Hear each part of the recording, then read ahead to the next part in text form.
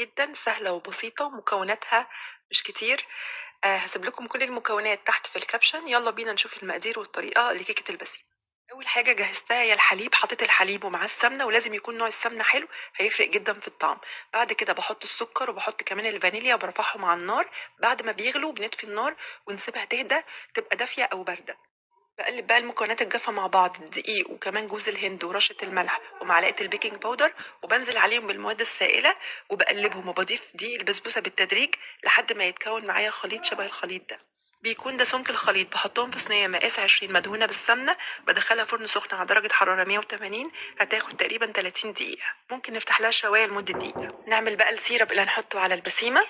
حطيت السكر والمية وعصير الليمون وهقلبهم مع بعض شوية وهرفعهم على النار لحد ما تغلي. أول ما بتغلي بنهدي النار لمدة 10 دقايق ربع ساعة.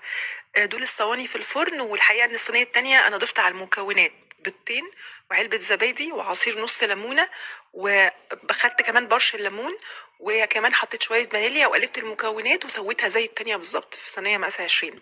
دي البسيمة بعد ما خلصتها وحطيت عليها شربات وهي سخنة.